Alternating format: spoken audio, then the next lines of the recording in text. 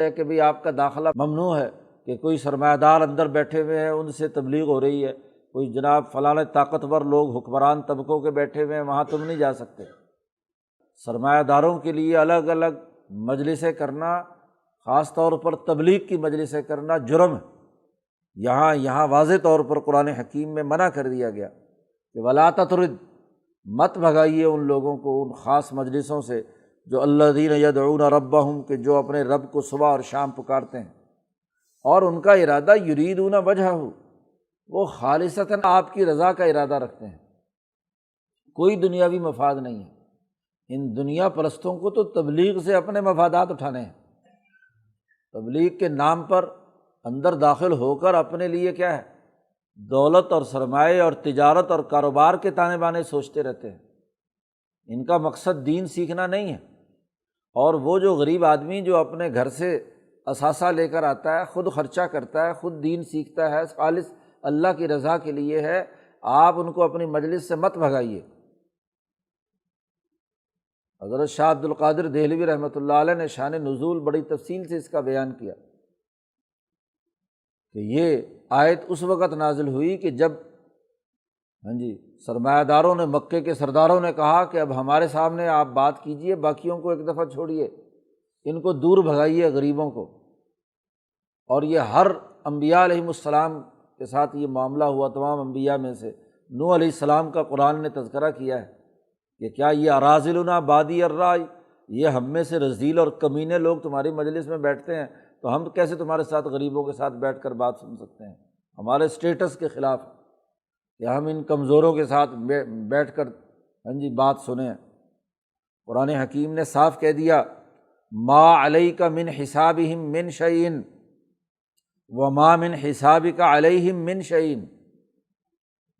رسول اللہ صلی اللہ علیہ وسلم سے کہا جا رہا ہے کہ ان لوگوں کے حساب کے بارے میں آپ سے کوئی پوچھ نہیں ہوگی، آپ پر نہیں ہے، ما علیک من حسابہم، ان کے حساب میں سے کچھ بھی، اور آپ کا جو حساب ہونا ہے اس کا تعلق ان سے نہیں ہے۔ وما من حسابک، نہ آپ کا حساب ان کے ذمے ہے کچھ بھی۔ ہر ایک کو اپنے اپنے اعمال کا خود حساب کتاب دینا ہے۔ اس لیے یہ کمزور لوگ آپ کا کیا لیتے ہیں جو آپ ان کو بھگانا چاہتے ہیں اپنی مجلس سے؟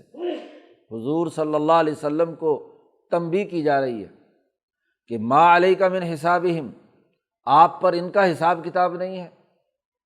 اور آپ کا حساب کتاب ان کے ذمے نہیں ہے۔ فتطردہم، کہ اس حساب کتاب کی وجہ سے آپ ان کو بھگائیں، دور کریں اپنے سے۔ اور یاد رکھیے کہ اگر آپ نے ان غریبوں کو اپنی مجلس سے دور کیا تو فتکون من الظالمین، تو تم ظالموں میں سے ہو جاؤ گے۔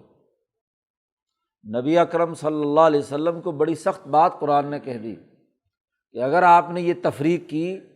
کہ یہ جناب مالداروں کی جماعت ہے اور یہ غریبوں کی جماعت ہے، یہ بیچارے غریب کمزور مزدوروں کی جماعت ہے اور یہ سرمایہ داروں کی جماعت ہے،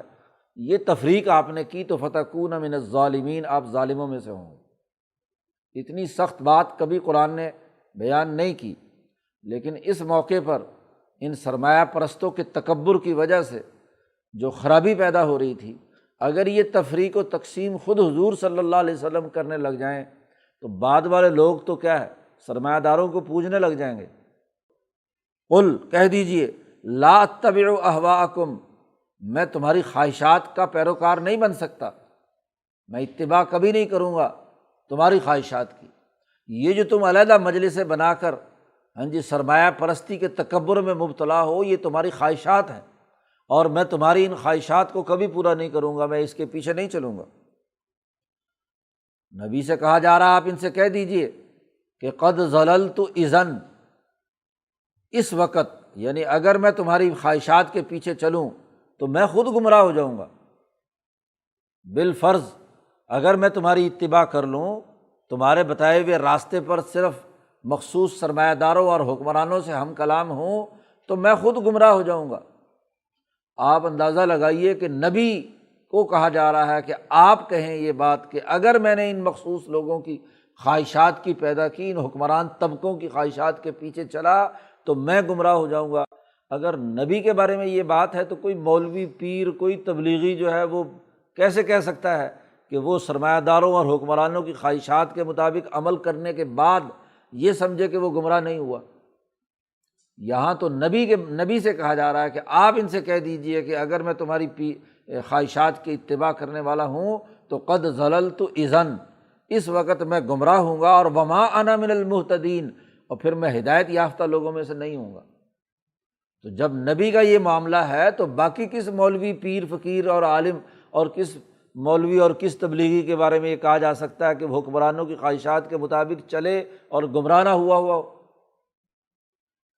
حضور صلی اللہ علیہ وسلم نے فرمایا کہ یہودیوں کے علماء پر اسی لیے لعنت ہوئی